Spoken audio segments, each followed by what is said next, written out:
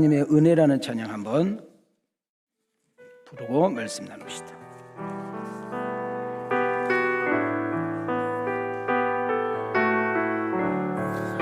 나를 지으시니가 하나님, 나를 부르시니가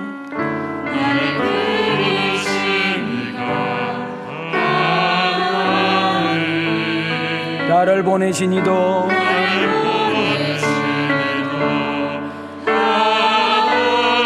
나의 나된 것은 다 하나님의 은혜라.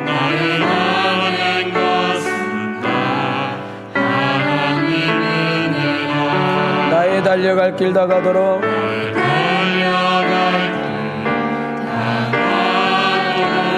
나의 마지막 호흡 다하도록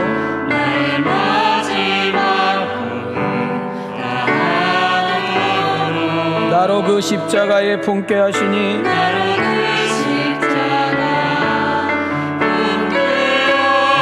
나의 나된 것은 다 하나님의 은혜라.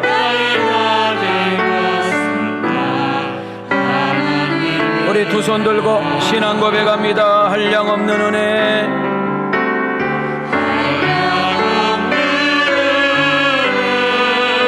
갚을 길 없는 은혜,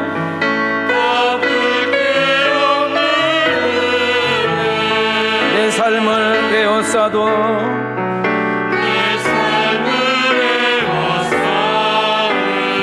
하나님의 은혜,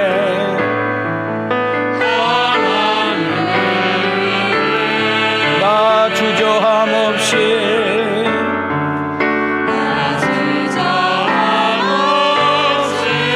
그 땅을 밟음도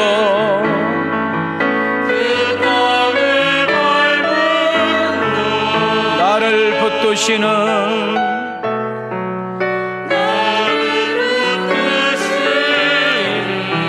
하나님의 은혜,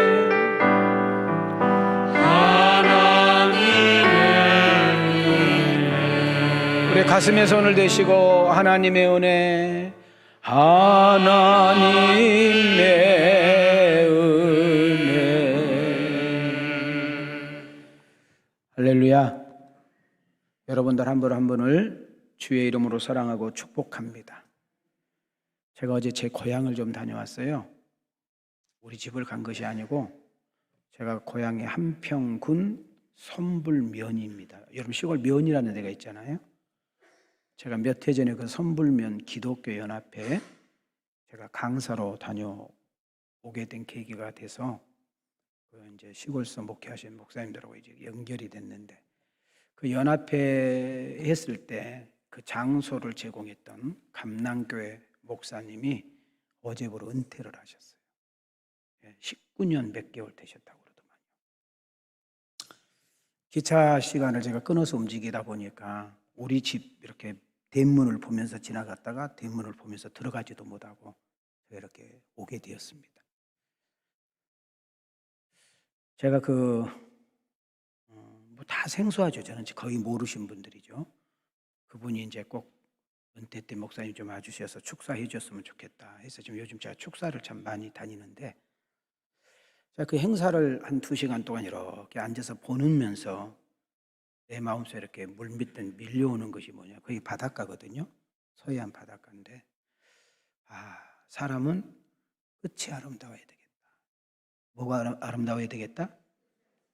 여러분 우리 아침에 뜨는 태양도 정말 찬란하지만은 제가 이제 서해 바다를 보면서 살았잖아요. 서해 바다는 어떻게 해가 떠요, 져요? 여러분 그 해가 지는 그 노을도 정말 예쁘거든요. 그래서 저희 그 시골 그 바다 주포 바다라고 거기가 이렇게 해 노을 사진을 찍는 분들에게 가장 인기가 좋은 곳이라고 그렇게 이야기를 합니다. 앉아서 행사를 참석을 하고 하면서도 느꼈지만 기차를 타고 제가 이제 시간이 많지 않아서 설교 준비하려고 가방에다 책을 잔뜩 넣어가지고 갔는데 설교 준비가 안 되더라고, 기차 안에서. 그래서 한 2시간이면 수서까지 오는데 창문을 보면서 또 눈 감고 기도하고 이렇게 오면서 참 사람은 시작도 중요하지만 끝이 아름다워야 된다. 그 목사님, 은퇴하신 목사님 부부 식사를 제가 대접을 했습니다. 사모님이 연속 옆에서 우는 거예요. 예. 그 울음에 대한 것은 뭐 여러 가지 이제 교체가 있지 않겠어요. 저는 오늘 2부 예배 나온 여러분들에게 축복합니다. 끝이 아름다워야 돼요. 여러분 다니는 회사 나올 때 잘 나오셔야 돼요. 요즘 너무나 많은 부부 가정들이 시작은 아름답게 화려하게 뭐 식당, 예식장 구하는데 아주 목숨 걸어 우리 젊은 애들 보면 그렇게 중요하지 않아요. 결혼하고 나면 아무 쓸데없는 게 그거예요. 쓸데없다면 이거 좀 문제가 되지만은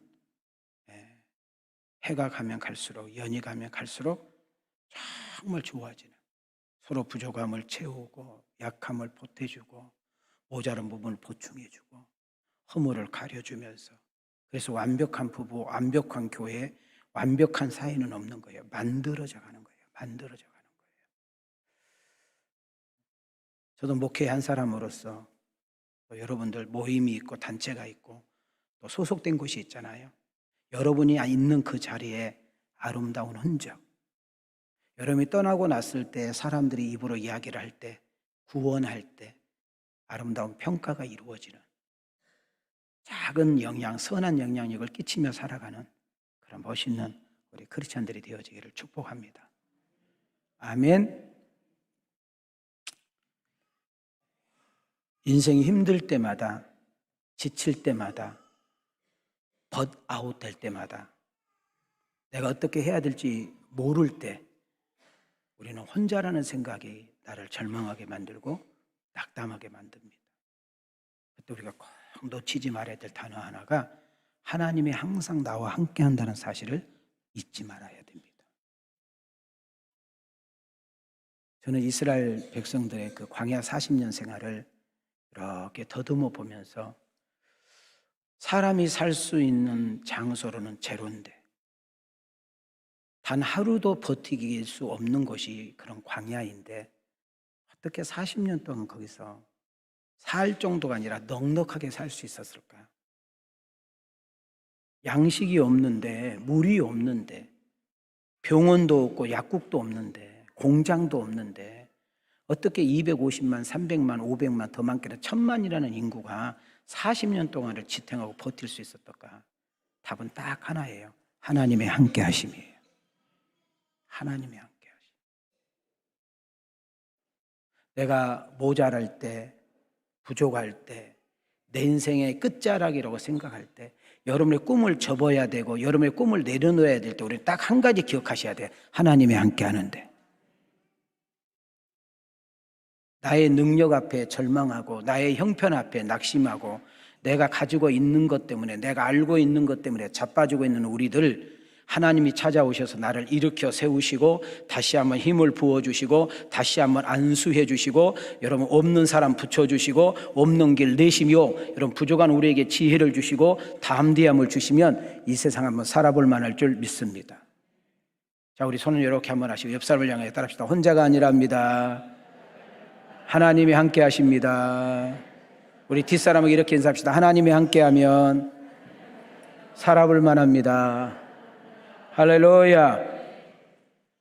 우리의 부족함을 채워주신 하나님, 힘들고 지친 우리들에게 찾아오셔서 우리의 부족한 부분을 넘치게 하신 하나님, 사람과 함께 살다 보면 말로 행동으로 부딪히게 되고 나도 모르는 가운데 누군가에게 상처와 아픔을 줄 수밖에 없는 우리 연약한 존재들, 한 고개를 넘어가면 또 강이 나고 그 강이 건너가면 높은 언덕이 있어서 진짜 가기조차도 버거운 우리의 인생살이가 아닌가 싶습니다. 그럼에도 불구하고 오늘 이 시간에 두려움과 근심과 염려들을 하나님께 내려놓고 내가 할 수 없는 것을 맡기면서 주의 은혜를 구할 수 있는 지혜로움이 우리에게 있기를 기대합니다. 저는 축복합니다. 우리 성령님께서 오늘 2부 예배 이렇게 예배드리는 여러분들 한 분 한 분 찾아오셔서 안수해 주시고 또 만져주시고 그래서 하나님의 사랑을 느끼는 자리가 되고, 아, 하나님 나 잊어버리지 않으셨구나. 하나님이 나와 함께 하시는구나. 그래, 하나님은 사랑이셔. 그걸 체험하고 깨닫는 축복의 아침이 되기를 원하시면 아멘. 할렐루야. 오늘은 오늘 내일 3주 동안 안디옥이라는 교회를 우리 좀 나눠보려고 합니다. 또 연속 전도가 2주 끼어 있기 때문에 좋을 것 같습니다.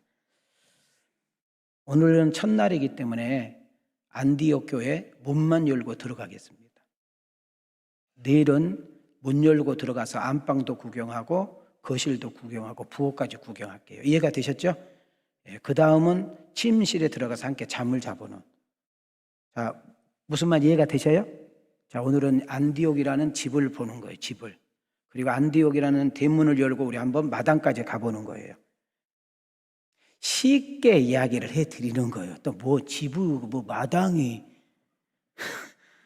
뭔 말인지 이해가 되죠? 뭐 설명할 길이 없네.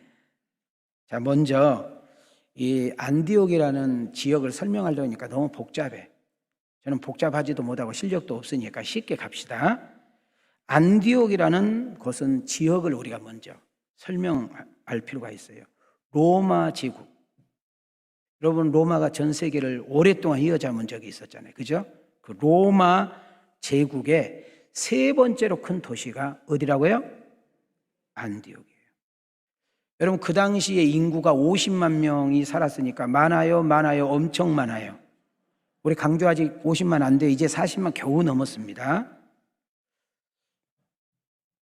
예루살렘이라는 이스라엘에서 안디옥까지 거리가 어느 정도 된가 봤더니 300마일. 여러분, 키로로 말하면 한 482km. 거의 500km 가까이 되는 먼 거리입니다. 안디옥이라는 도시가 어떤 도시인가 하고 제가 한번 이렇게 들어봤더니 나무와 샘들이 우거지는 아름다운 도시. 전 세계 모든 나라가 교통 요충지요 상업의 도시이기 때문에 국제 도시라는 이름을 가지고 있어요. 전 세계 사람들이 어우러서 살고 있는, 이방 사람들이 득실거리는 장소이기도 합니다. 자, 여러분에게 이제 간단하게 안디옥이라는 곳이 어딘가를 제가 설명해 드린 거예요. 지금 한 걸음 더 나가 볼게요. 그러면 이 안디옥이라는 도시에 어떻게 예수님이 전해졌을까? 예루살렘이라는 곳에 있는 사람들만 예수를 믿었잖아요. 그랬잖아요. 이스라엘 사람들만 예수 믿었잖아. 그런데 이스라엘에서 안디옥까지 거리가 몇 킬로라고요? 거의 500km 가까이 되는데 그때 당시에 비행기 있어요? 기차 있어요? 다 어떻게 가야 돼? 걸어 아니면 배로만 가야 되잖아요. 그 먼 거리 안디옥이라는 곳에 이런 아름다운 교회, 멋있는 교회, 요즘 21세기가 된 이 시대에 우리 왕성교회가 꼭 담고 싶은 안디옥 교회, 우리 왕성교회가 더도 말고 덜도 말고 안디옥 교회 같은 교회가 되기 위해서 3시간을 나누겠다고 해요. 어떻게 그렇게 될 수 있었던가, 요거를 좀 한번 우리가 생각을 좀 해보려고 하는 것입니다. 사도행전이 고구마 연클처럼 쭉 이렇게 제가 시골서 고구마 감자를 캐봤잖아요. 재밌는 거 하나가 힘을 줘서 이렇게 우리 줄기를 딱 뽑으면 감자 같은 경우 막 10개, 20개, 30개 쭉 따라 올라오잖아요. 고구마도 보면 땅이 좋은 데는요, 고구마 넣고 그러면 고구마 쭉 이렇게 올라와. 땅이 안 좋은 데는 호미로 파야 되고 쟁기로 갈아야 되고 그냥 그렇다고 그래요. 여러분들도 땅이 별로 마음밭에 땅이 안 좋아서 쟁기로 갈아야 되잖아. 사도행전이 어떤 책이냐를 알려면 사도행전의 핵심 구절을 알아야 돼요. 공부 이미 했죠, 그죠? 자, 사도행전 1장 8절이 사도행전 1장에서 28장이 쫙 고속도로 좀 보일 수 있는 구절이에요. 시작. 오직 성령이 너희에게 임하시면 너희가 권능을 받고 예루살렘과 온 유대와 사마리아와 땅끝까지 이르러 내 증인이 되리라 하시니라. 자, 이것은 예수님이 이 세상을 떠나시면서 하나님 나라로 승천하시면서 500여 명의 무리들에게 이 말씀을 남기고 간 거예요. 내가 가더라도 떠나더라도 너희 눈에 보이지 않더라도 예루살렘을 떠나지 말고 너희들에게 신비한 은혜를 보낼 텐데 그것이 바로 보혜사 성령이라는 거예요. 너희들에게 성령이 오게 되면 너희들이 상상할 수 없는 일들이 벌어질 거라는 거예요. 그리고 너희들에게 큰 능력이 임할 건데 그 능력 가지고 뭘 해야 되느냐 하면 너희들이 살고 있는 동네, 그리고 이 예루살렘 지역, 그리고 온 유다, 그리고 더 나아가서는 사마리아, 너희들이 상종도 하기 싫은 그 사마리아 사람들 나아가 땅끝까지, 이 땅끝이 오늘 여러분과 나에게 사는 이 대한민국도 들어간 줄 믿습니다. 자, 우리 이 땅끝이란 말을 조금 정돈할 필요가 있는데, 내가 한번 지도를 봤거든요. 우리나라에서 제일 먼 나라가 어딘 줄 아세요? 우리나라에서 제일 멀리 있는 나라가 브라질이에요. 브라질. 어디라고요? 여러분, 브라질은 우리나라에서 비행기를 타면 적어도 30시간을 가야 돼요. 그러니까 비행기가 다이렉트로 갈 수 있는 것이 있어, 없어? 없어. 그래서 꼭 경유를 해야 되는 거예요. 자, 그러면 바울이라는 사람이 로마서에 보거나 이런 다른 서시에 보면은 내가 땅끝까지 가서 복음을 전하고 싶다라고 바울이 말했던 땅끝은 어디냐면 스페인을 말해요. 어디를 말해? 왜냐하면 제가 두바이로 해가지고 모로코로 해가지고 제가 스페인을 다녀봐서 갔다 왔잖아요. 여러분, 이탈리아에서 여러분 그리스로 해가지고 터키로 해가지고 이스라엘을 여러분이 제가 다녀왔잖아요. 그러니까 바울이라는 사람은 어디를 가고 싶었느냐 하면 자기 죽기 전에 꼭 스페인 쪽에 가서 복음을 전하고 싶었던 거예요.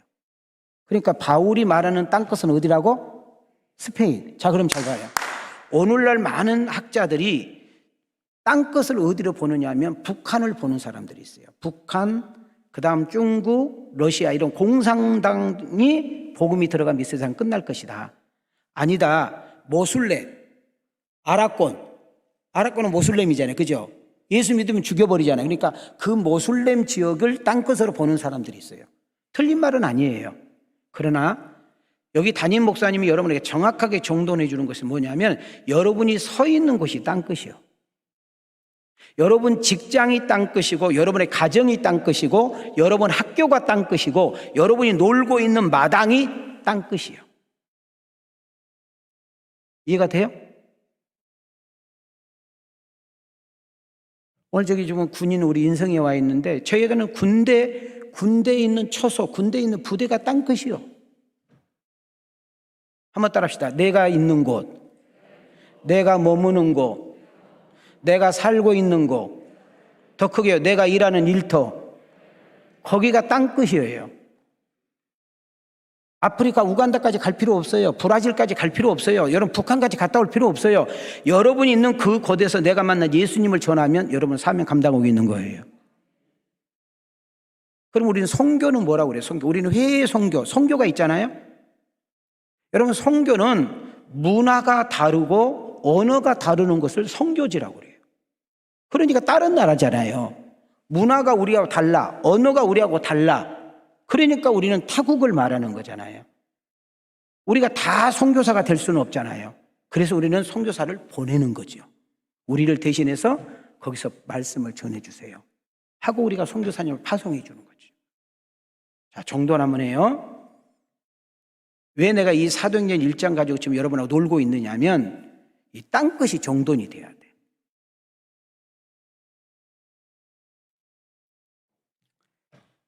사도행전 1장 8절은 예수님의 유언이자 오명이에요.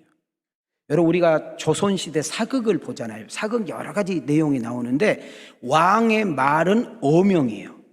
만약에 이 오명을 대신들이나 신하들이 만약에 어기거나 반역을 하게 되면 그냥 숙청당하거나 그냥 모든 것으로 박탈당해버려요.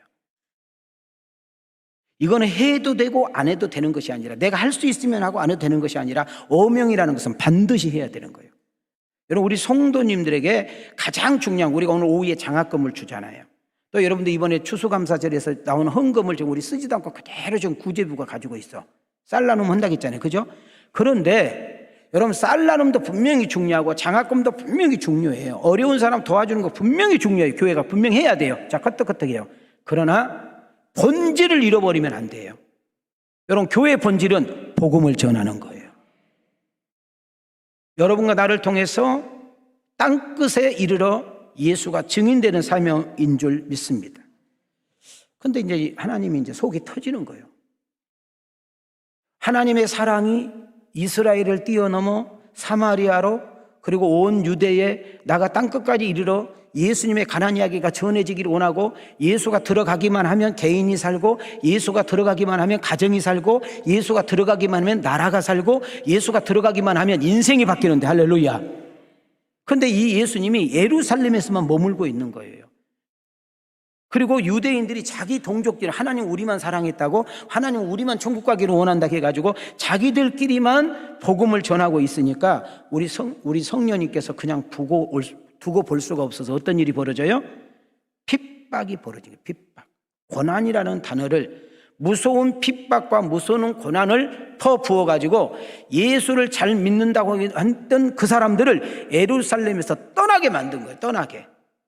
살고 싶어서 무서워서 못 살아. 거기 있으면 잡혀 죽어. 거기 있으면 감옥에 가두니까, 야, 여기 이 땅을 우리가 죽게 생겼다 하고 보따리 하나 들고 사방으로 흩어 보내. 자, 우리의 눈으로 볼 때는 로마가, 우리의 눈으로 볼 때는 종교 핍박으로 인해서 그들이 도망갈 것 같지만은, 우리가 신앙적인 면에서 하나님 관점에서 보면 그 환난과 고난을 통해서 그들을 억지로 흩어져 가지고 그곳에서 그리스도를 증거하게 하는 역사가 일어난 줄 믿습니다. 그러니까 우리가 꼭 기억해야 될 것이 하나 있어요. 은혜로운 예루살렘 교회. 정말 부흥이 어마어마하게 됐죠. 한번 베드로가 나가서 복음 전하니까 막 3,000명, 5,000명 예수 믿겠다고 했잖아요. 그리고 사도행전 2장, 3장, 4장에 보면 예루살렘 교회가 정말 세상 사람들에게 엄청나게 칭찬을 받잖아요. 더 나아가서는 예수 이름으로 기도하면 막 귀신이 떠나가고 막 안진병이가 일어나고 막 기사와 이적이 일어나는 교회가 예루살렘 교회예요.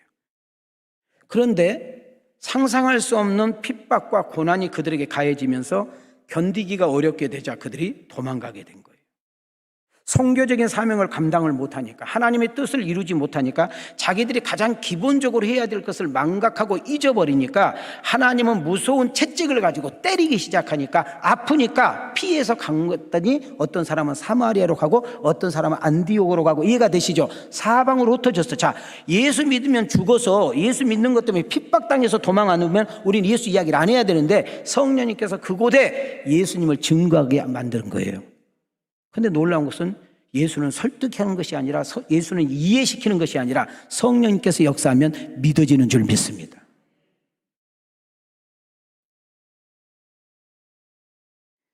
예수님의 소원, 하나님의 바램, 하나님의 뜻이 뭘까요?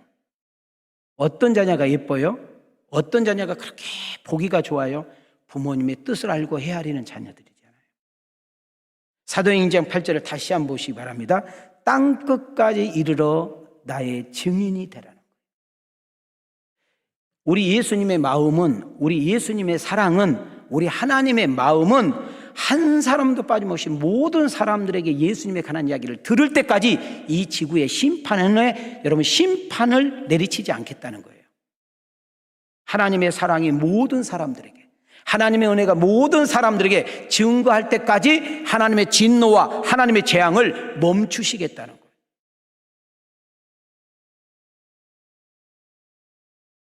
유대인들에게 복음을 전하는 것을 벗어나지 못하자, 동네 사람들, 지역 사람들에게만 예수님을 전하자, 급하신 성령님께서는 스데반이라는 사람이, 집사가 순교를 당함으로 인해서 그 지역에 아주 무서운 핍박이 가해짐으로 인해서 그들을 억지로 흐트러지게 하는, 억지로 그 지역을 떠나게 하는 일이 벌어지게 된 거예요.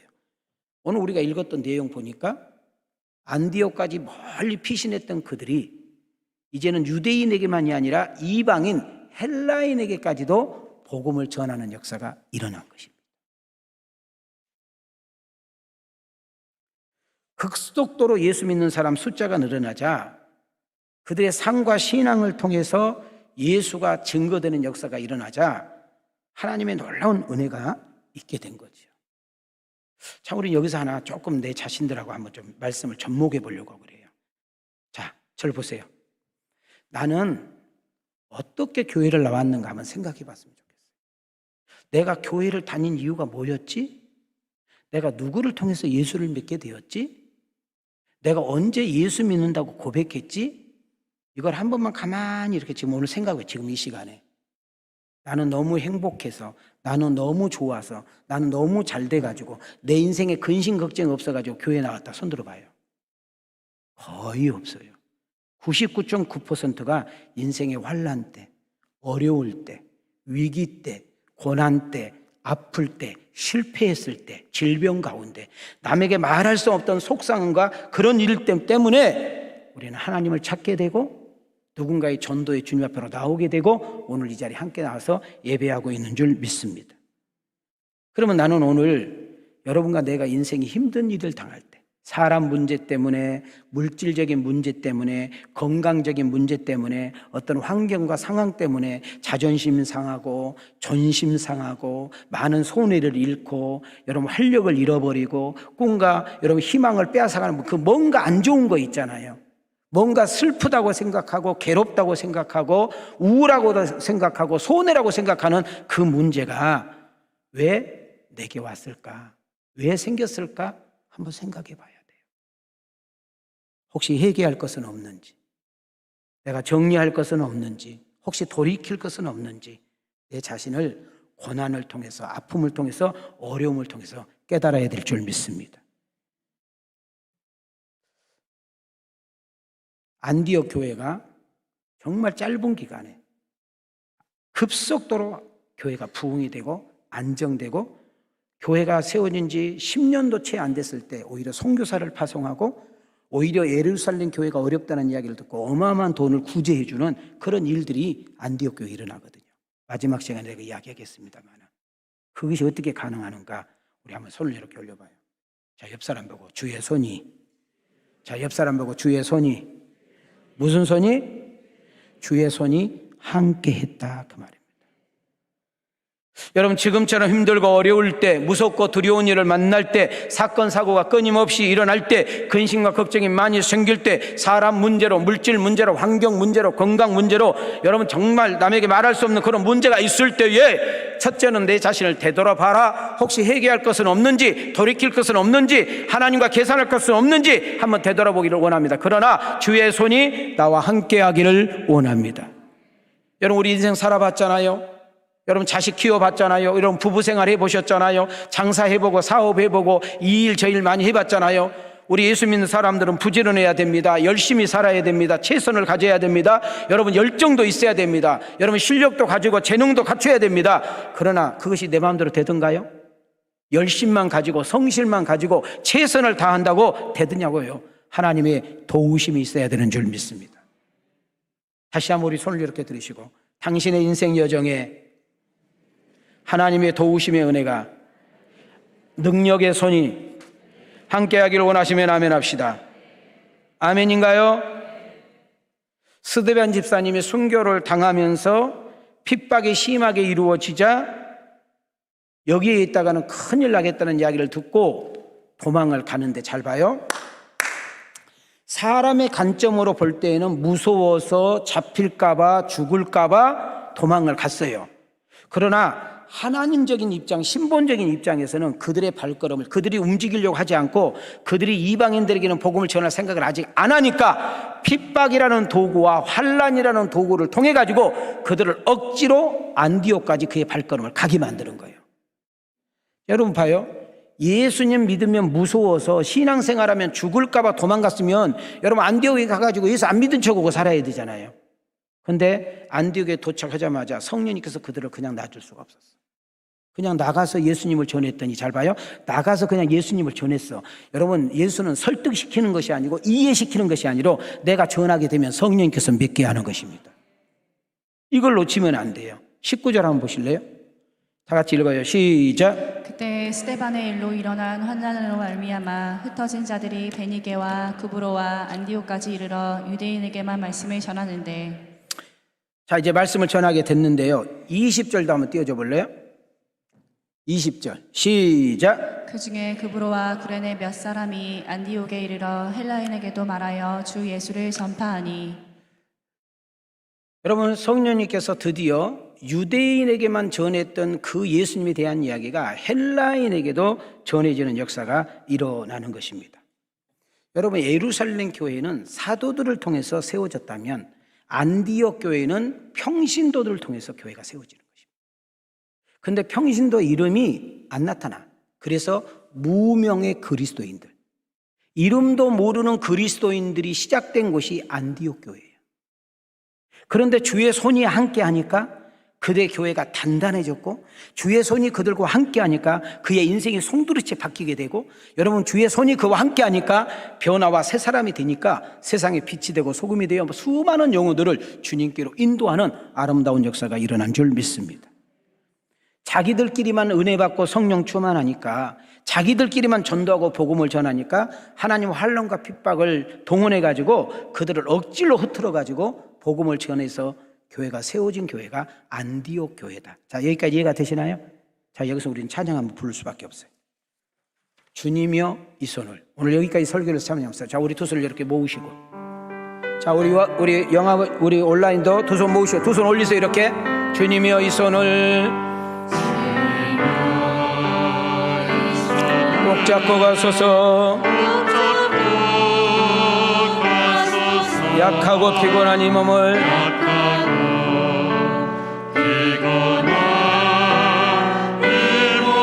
폭풍의 흑암 속 헤치사, 폭풍의 흑암 속 헤치사 빛으로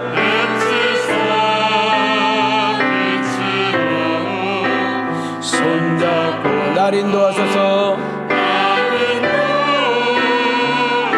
우리 가슴에 손을 대시고, 인생이 힘들고 고난이 겹칠 때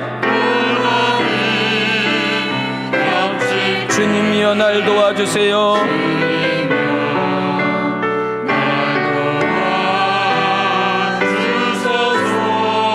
외치는 이 소리,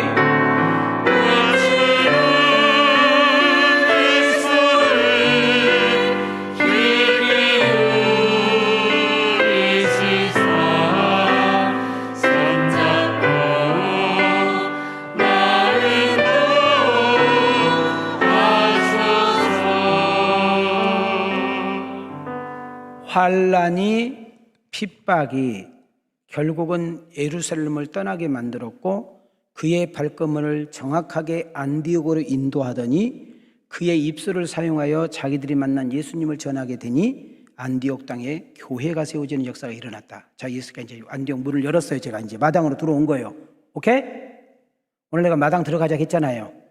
그 다음 주는 뭐라고 했다고 했어요? 내가 집에 들어가서 집 구경하자 했잖아요. 그래, 마지막 날은 그 안방에 들어가서 뭐 하자겠어? 내가 자자겠잖아. 또 다시 해야 돼? 참 쉽죠? 여러분, 다른 이야기는 몰라도 여러분 탕자 이야기는 아시죠? 그죠? 탕자. 여러분, 유대인들이, 이스라엘 사람들이 고기 중에 안 먹는 것이 뭔지 아세요? 돼지고기를 안 먹어요. 그래서 모슬렘 애들이 오면 돼지고기 안 먹잖아요. 닭고기만 먹잖아요. 그들이 돼지고기를 안 먹는 것이 더럽다고 안 먹는 거예요. 굽이 갈라지지 않았다 해가지고. 그러니까 이 탕자 비유의 배경이 뭐냐면 돼지 농장이에요. 가장 저주받은 인생임을 조금 카메라는 조명하고 있는 거예요. 근데 너무 배고픈 거예요. 그래서 돼지가 먹는 밥을 주인이 없으니까 막 먹었단 말이지. 배고프니까. 먹지 말아야 될 음식을 먹은 거죠, 지금. 근데 주인이 엄청나게 때리는 거야. 배고파서 돼지 밥 먹는 것도 서러운데 맞으니까 서러워 안 서러워? 그래, 눈이 번쩍한 거죠. 그때 이 탕자가 아버지가 생각났다 그랬어요. 누가 생각났다? 우리 아버지 집에 가면 먹을 것도 많은데, 우리 아버지 집에 가면 종들도 많은데, 우리 아버지 집에 가면 내가 이렇게 서러움을 당하지 않아도 되는데. 인생의 마지막 종착역에서 여러분, 그 좋은 친구 다 떠나가 버리고, 술 친구, 도박 친구, 애인들 다 떠나버리고, 돈 있고 힘 있을 때는 그렇게 친구하자, 동창하자, 모임하자, 쎄쎄쎄 하자, 야 여행 가자, 등산 가자, 회의 가자, 그렇게 하더니 여러분, 망했다는 소리를 듣고, 어렵다는 소리를 듣고, 힘들다는 소리를 듣고 다 사라져버려. 배고픈데도 누가 밥 한 덩어리 줄 사람 없고, 여러분 갈 데가 없어가지고, 여러분 돼지 우리에서 먹고 산다니까. 그러니까 이 당자는 돼지 농장에서 하나님을 다시 찾게 되는 거예요. 여러분, 우리는 미련해가지고 하나님이 수없이 깨닫게 하고 수없이 알게 해주는데도 모르고 미련해. 그러니까 언제 깨달아? 죽을 병에 걸려서 다 망하고 나서 다 갈 데가 없어지고 여러분 더 이상 할 수 없을 때 깨닫고 주께로 돌아온 사람이 얼마나 많냐 그 말이에요. 여러분, 항상 하나님 아버지가 생각나고 그 하나님의 은혜가 생각나는 여러분과 내가 되기를 원합니다. 고난이, 실패가, 버림이, 어려움이, 힘듦이 나를 기도하게 만들었다면, 나를 겸손하게 만들었다면, 하나님을 찾고 그 하나님께 바싹 붙은 은혜의 그런 계기가 되었다면 바로 그것이 은혜요 하나님의 축복인 줄 믿습니다. 시편 119편 71편과 50편 15절을 크게 읽겠습니다. 시작. 고난당한 것이 내게 유익이라. 이로 말미암아 내가 주의 율례들을 배우게 되었나이다. 환난 날에 나를 부르라. 내가 너를 건지리니 네가 나를 영화롭게 하리로다. 고난이 우리에게 얼마든지 유익이 될 수 있다는 사실을 깨달을 수 있기를 축복합니다. 자, 다시 한번 안디옥 교회를 정돈합니다. 예루살렘 교회는 사도들이 통해서 유대인들을 통해서 세워진 교회라면 안디옥 교회는 이방인들, 무명의 선교사들을 통해서, 무명의 크리스찬들을 통해서 세워진 교회다. 우리가 담고 싶은 안디옥 교회, 우리 교회가 앞으로 전진하기 위해서 안디옥을 모델로 삼고 싶은 그 교회가 도대체 어떤 교회인가 2시간 동안 여러분들에게 풀어드릴 겁니다. 저는 우리 왕성교회가 돌도 말고 더도 말고 돌도 말고 안디옥 교회가 되기를 원하는데, 여러분, 우리 왕성교회라고 이야기할 때는 이 건물을 이야기하는 거 아니잖아요. 장지동에 있는 우리 건물을 말하는 것이 아니라 우리 교회를 출입하고 있는 여러분과 나를 교회라고 가르친 줄 믿습니다. 여러분, 안디옥 교회는 3번째 세워진 교회예요. 몇 번째? 자, 첫 번째는 예루살렘 교회가 일본으로 세워지죠. 그죠? 성령이 임해가지고 예루살렘 교회가 시작됐잖아요. 자, 그래가지고 그 예루살렘이 핍박이 오니까 사람들이 사마리아로 넘어갔지요. 빌립 집사 우리 공부했잖아요. 그래서 거기서 그 사마리아 성의 교회가 세워졌죠. 두 번째, 지금 어디로 갔어요? 500km 이상 로마 땅에 가가지고 무슨 교회가 세워졌어? 안디옥 교회. 안디옥 교회는 몇 번째 교회? 3번째 교회. 특징이 있어요. 특징. 예루살렘 교회는 유대인들로 구성된 교회고, 사마리아의 교회는 이스라엘과 이방인들이 짬뽕 혼합해서 세워진 교회고, 안디옥 교회는 이방인들로만 구성된 교회라는 것이 특징이에요. 재밌는 거 하나는 하나님께서 예루살렘에게 핍박을 가하자 예수를 믿는 사람들이 자기와 상관없이 사방으로 흩어지게 되었고, 그 몇 명의 무리들이 안디옥까지 가게 되어서 그들에게 복음을 전함으로 교회가 세워지는 놀라운 역사가 일어났습니다. 자, 20절을 한번 띄워주시기 바랍니다. 자, 안디옥에 도망갔던 사람들이 드디어 이방인들, 자기들이 평상시 때 상종도 하지 않고 밥도 먹지도 않고 함께 잠도 안 자고 쳐다보지도 않고 이렇게 했던, 혐오스럽게 느꼈던 헬라인들에게 예수님을 전하게 되었다는 거예요. 자, 20절 시작. 그 중에 구브로와 구레네 몇 사람이 안디옥에 이르러 헬라인에게도 말하여 주 예수를 전파하니. 자, 이렇게 이제 전파를 했더니 많은 사람들이 주께로 돌아왔어요. 많은 사람들이 예수를 믿겠다고 돌아와서 교회가 세워졌는데 그 비밀을 알고 봤더니 주의 손이 함께했다. 21절입니다. 시작. 주의 손이 그들과 함께 하심에 수많은 사람들이 믿고 주께 돌아오더라. 자, 오늘 2부 예배 나온 여러분들에게 축복할게요. 자, 어깨 딱 펴시고요. 나는 여러분의 인생 여정에 앞으로 여러분의 비전과 여러분의 계획과 여러분의 인생의 목적 위에 여러분 부부에게, 여러분 자녀에게, 여러분 가게, 여러분의 사업, 여러분이 말할 수 없는 그런 비밀스러운 부분까지도 주의 손이 함께하기를 빕니다. 사람이 없어요. 내가 아까 했잖아요. 광야에, 여러분 사람이 단 하루도 살 수 없는 그 광야에 40년 동안 버틸 수 있었던 비결이 아니고요, 넘치는 은혜로 있었던 것은 하나님이 함께 하심의 은혜가 있는 거예요. 여러분, 내가 건강을 잃어버리고 돈을 잃어버리고 사람을 잃어버리고 신용을 잃어버리고 다 잃어버렸다 할지라도 하나님이 나와 함께 하시고 그분의 손이 나와 함께 한다면 얼마든지 희망과 가능성이 있는 줄 믿습니다.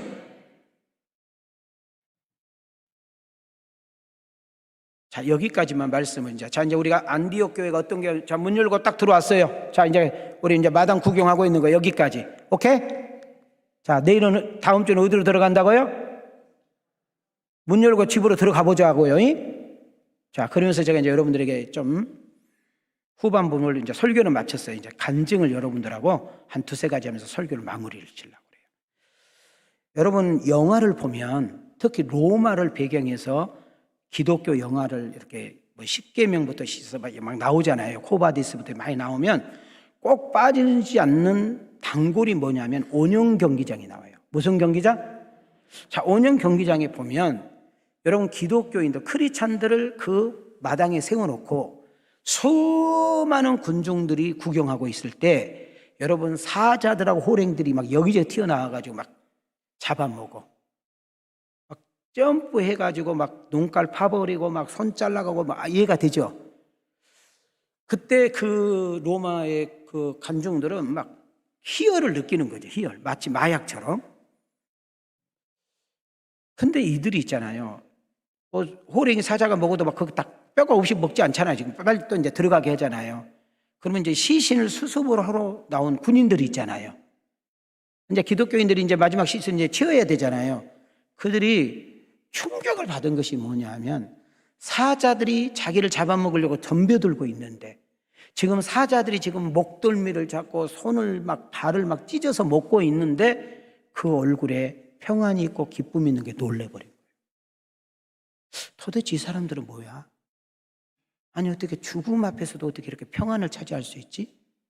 저 무서운 사자들에게 저렇게 갈기가 찢겨 죽이는데 어떻게 이 얼굴이 이렇게 발근하고 평안할 수가 있지? 여러분 이 사도행전 공부를 통해서 여러분들 이 비밀을 깨달을 수 있는 은혜가 있고요. 이 주인공이 여러분 죽음 따위가 두렵지 않는 죽음을 짓밟고 일어날 수 있는 여러분 죽음 앞에서도 찬양할 수 있고 여러분 죽음 앞에서도 기도할 수 있고 여러분 죽음 앞에서도 누군가를 축복할 수 있는 그런 마음의 여유가 우리에게 있기를 소망합니다. 성령이 너희에게 오시면 부활의 신앙을 소유하면 하나님의 나라의 목표를 두면 이와 같은 역사가 일어날 줄 믿습니다. 우리 지금 성지순례를 이번 설 때 가려고 했어요. 그랬는데 인원이 지금 모집이 안 되고 막상 딱 가려고 하니까 또 몇 사람 빠지게 되고 그렇게 해서 추석으로 지금 바꾸고 있는 과정입니다. 그냥 우리가 30만 원만 저기 비행기표를 다시 무니까 돈을 예약금을 물었어요. 또 어떤 가정은 또 결혼식이 걸려있고 이래가지고 그래서 추석 때 했는데 여러분 잘 봐요. 성경 100번 읽는 것도 중요하지만 예루살렘에 가가지고 직접 본 것이 여러분에게 큰 힘이 돼요. 이번에는 여러분하고 제가 어디를 갔다 온다고 했어요? 로마까지 간다고 했죠. 로마. 그래서 이 성지순례가 이스라엘만 있으면 싼데 여러분 거기 이스라엘에서 비행기를 타고 로마를 가야 되잖아요. 그래서 조금 비싼 거예요. 그런데 로마에 가면 우리에게 꼭 데리고 간 데가 어디냐면 카타콤이라는 데. 카타콤. 여기가 어디예요? 무덤 밑에 있는 굴이에요. 위에는 지금 무덤들이 쫙 있는 거예요. 지금 무덤이 밑에 굴이 있는 거예요. 여러분 제가 갔던 그 로마 카타콤은 300년이 넘었대요. 이미 기독교인들이 자유가 되고 나라가 기독교화 됐는데도 불구하고 그 사람들 그걸 모르고 거기서 살았어. 재밌는 거 하나가 좁은 길을 이렇게 쭉 가는데 시신이 있잖아요. 단계적으로 시신이 쭉 있어요. 할아버지가 있고 아버지가 있고 자식이 있고 이런 식으로. 여러분 시신이 있으면 우리 냄새나서 못 있잖아요. 정말 신비하게요. 그 냄새를 그 땅이 다 빨아먹어버려요. 그래서 시신들이 그냥 뽀송뽀송해버려. 여러분 거기가 학교가 있고 여기 거기에 마을이 있고 거기에 여러분 공동 회관이 있고 거기에 수많은 사람들이 정말 핍박을 피해서 신앙생활을 했던 여러분 거기 한 번만 갔다 와도 여러분 신앙생활 이렇게 하면 안 되겠구나 하고 그것을 시청하게 되는 거예요. 그런 분들의 그 신앙의 지킴이 오늘 여러분에게 나에게 복음이 증거된 줄 믿습니다. 우리 손양은 목사님 잘 아시죠? 사랑의 혼자다. 여러분 이 손양은 목사님은 빨갱이 물을 먹었던 애로 인해서 자기 자식 둘이 죽어요. 이해한테 그러니까 둘이 한 놈한테 자식 둘이 죽어. 정말 죽여도 성이 풀리지 않잖아요. 그런데 경찰서에 찾아가서 그 아이 용서해달라고 선처를 빌고 오히려 그 아이를 자기 호적에 올려 양자로. 그래서 목사님을 만들어. 여러분 어떻게 원수를 이해할 수 있을까요? 어떻게 우리 원수를 용납할 수 있을까요? 우리가 어떻게 원수를 자식으로 섬길 수 있을까요? 그것도 여러분 자기 집에 데려다가 어떻게 목사를 만들 수 있을까요? 바로 그것이 복음의 능력이고 하나님의 사랑인 줄 믿습니다. 그 이상 안 되는 거예요. 자, 메모지 있으면 지금 내가 하나 써봐요. 따라합시다. 고재봉. 써보시라고. 오늘 여러분 예배 끝나고 심심하면 차 속에서 어디든지 꼭 저 고재봉을 치게 되면 여러분 유튜브가 몇 개 딱 떠. 내 유튜브에 뜨는데 집이 유튜브는 안 뜨겠어? 이분이 누구냐면 아주 오래전의 사람인데 1963년 몇 년도? 1963년도에 일가족 6명을 도끼로 죽여버린 사람이에요. 그때 우리나라의 역사에 이렇게 독한 놈은 처음이다. 이건 인간도 아니다. 이거는 그런 사람이에요. 교도소에 들어가도 그냥 막 옆에 있는 교도소에 있는 애들 막 다 막 길을 씹어버리고 막 젓가락으로 눈깔 파버리고 막 그러니까 아주 교도소에서 아주 막 골머리 앓은 사람이에요. 근데 한 크리스찬이 고재봉이를 성령님께서 찾아와서 기도하라 그러더래요. 끊임없이 교도소 갔는데 성경 찢어버리고 춤 뱉고 욕하고 막 그렇게 모독감을 주는데도 그분이 끝까지 주님 시키는 대로 순종했더니 저 사람이 예수를 만나. 자, 잘 들어봐요. 일가족 6명을 도끼로 죽였던 사람이 교도관들도 무서워서 가까이 가기를 싫어하는 사람이 여러분 예수를 믿어보니까 완전히 애기가 돼버려. 그러니까 교도소에 쫙 퍼졌을 거 아니에요? 야, 고재봉이가 새 사람이 됐다. 야, 고재봉이가 교회 나간단다. 그러니까 난리 난 거지. 시간이 없으니까 결론부터 이야기하면 고재봉이라는 사람이 예수를 믿고 교도소는 들어왔다 나갔다 들어왔다 나갔다 그러잖아요. 오래 있는 사람도 있지만 들어가고 나가고 막 그러잖아요. 교도소라는 데가 1800명 죄수에게 전도했어. 여러분들이 18명도 안 해봐서 몇 명 전도했다고? 그러니까 꼭 오늘 전도하기 싫은 사람은 고재봉, 우리 임난희 권사님 사랑해. 임난희 권사님 꼭 고재봉이 좀 들어보라고. 근데 더 충격적인 이야기가 뭐냐면 이제 이 사람, 저는 우리나라는 교수형인 줄 알거든요. 교수형은 뭐예요? 이 줄이 내려오면 이렇게 딱 해가지고 하는 거 있잖아요. 근데 고재봉이는 왜 그랬는지 몰라도 총살로 죽였더라고. 총살로 죽였어. 그런데 여러분들 우리 연속국도 보면은 꼭 그 이제 사형 당할 때 꼭 소원 들어주잖아. 소원이 뭐냐고 물어보잖아. 여러분 성경만 너무 보지 말고 그런 것도 좀 봐요. 그랬더니 고재봉이가 소원 2가지를 이야기했대. 첫째, 내가 찬송을 부르고 싶다. 내 찬송 마지막 부를 때 내가 웃고 있을 때 나를 쏴달라. 근데 여러분 보재기를 씌워져 있는데 웃고 있는지 우는지 어떻게 알아? 그잖아요. 근데 이 교도소는 벌써 다 알잖아요. 벌써 딱 사형날이 되면 벌써 그 사람이 안 돼요. 막 똥 싸고 막 난리 난대 막. 그런데 이 사람은 내가 찬양 부를 때 내가 가장 행복한 웃음을 짓고 있을 때 나를 쏴달라. 쐈어. 자, 쐈으면 이제 이거 벗겨야 되잖아. 에? 벗기는데 여러분들 사형수가 그때는 많았대요. 근데 이 사람의 얼굴을 보고 거기 있는 사람들이 다 은혜를 받았어. 여러분 사형장 딱 가면은 진짜 천하 누구도 다 오줌 싸버리잖아요. 근데 얼굴이 너무 밝아. 얼굴이 너무 평안해. 어떻게 이거 설명할 수 있겠냐? 그때 옆에 있었던 목사님에게 도대체 예수란 분이 누구길래 이 사람이 이렇게 바뀌게 되고 도대체 예수라는 사람이 누구길래 모든 사람이 여기면 똥 오줌 싸버리고 막 난리 나는데 어떻게 이렇게 평안하고 마음이 이렇게 여유가 있을 수 있느냐? 나도 그 예수를 믿고 싶다. 그럼 고재봉이가요 사형장에서도 전도한 사람이에요.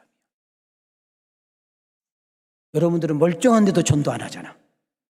다음 주에 전도하라면 여러분이 안 나와버리잖아. 김장한다고 가버리잖아.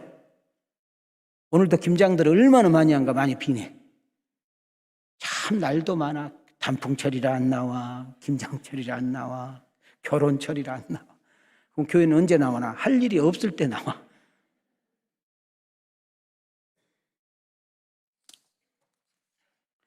여러분, 여기 담임 목사님이 돈이 보인다고 했잖아요. 이 말을 알아들어야 되는데 저는 지금도 돈이 보여. 무슨 말인가 하면 뭘 하면 돈을 벌 수 있다고 나는 보인다고 지금도. 우리 성도들 망한 사람들 보면 망할 짓만 해놓은 거예요. 내가 볼 때는 그래. 그런데도 제가 돈 벌지 않고 내가 30년 목회인데 내가 돈 100만 원, 1000만 원을 내가 없이 여러분한테 목회한 이유는 나는 예수님이 좋아서 하는 거예요.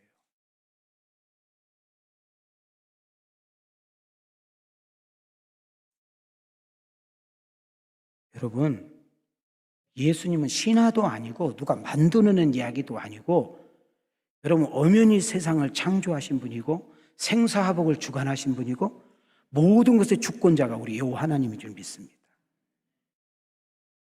여러분 죽음 앞에서도 찬양할 수 있다? 죽음 앞에서도 웃을 수 있다? 여러분 죽음 앞에서도 누군가를 축복할 수 있다? 이거 어떻게 설명할게요? 여러분 교회가 장학금 많이 줘야지죠. 장학금 안 준 교회보다는 좋은 교회야. 교회 쌀 나눔 해야 됩니다. 쌀 나눔 안 하는 교회보다는 좋은 교회야. 교회가 어려운 사람들 많이 돕는 거 좋은 일이야. 그래도 아무리 장학금 주고 쌀 나눠주고 좋은 일 해줘도 예수 안 믿으면 지옥 가는 거예요. 여러분 우리의 가장 큰 선, 가장 큰 선물, 가장 위대한 일은 예수님을 전하는 거예요. 교구 전도다 이런 것 까불지 말고요.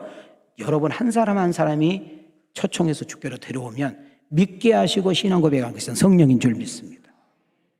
한 분씩만 돌아오면 자리가 차게 되고 우리가 자리나 채우려고 전도하는 것이 아니라 주님을 기쁘시게 하면 하나님이 우리를 존귀하게 해주고 하나님의 귀한 영광을 드러낼 줄 믿습니다.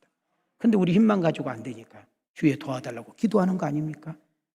여러분의 남는 인생 주의 손이 함께 하심으로 행복하시고 은혜와 기쁨이 충만하며 하루 살아도 10년 살아도 50년 살아도 끝이 아름답고 가치 있게 살며 선한 영향력을 끼치고 누군가를 살려내고 누군가를 세우고 누군가를 잘되게 하는 일에 쓰임을 받는 복 있는 여러분과 내가 되기를 축복합니다. 그러나 내가 만난 예수님을 누군가에게 전하고 당당하게 예수님을 선포하고 증거해서 돌아온 주일 그 다음 주일 여러분 주께 돌아와 예수를 믿게 하는 예수님을 소개하는 그런 복 있는 여러분과 내가 되어지기를 주님의 이름으로 축원합니다. 주님의 이름으로 축복합니다. 은혜 주신 하나님께 영광의 박수. 마다 좋아지는 역사가 일어나게 하옵소서. 이제는 우리 주 예수 그리스도의 은혜와 우리 하나님의 만극하신 사랑과 성령님의 감동감화 내주 역사하심 은총이 귀한 말씀 가슴에 새기고 결단하며 나가는 아들과 딸들 머리 위에 하나님의 은혜와 축복이 이제로부터 영원토록 계실지어다.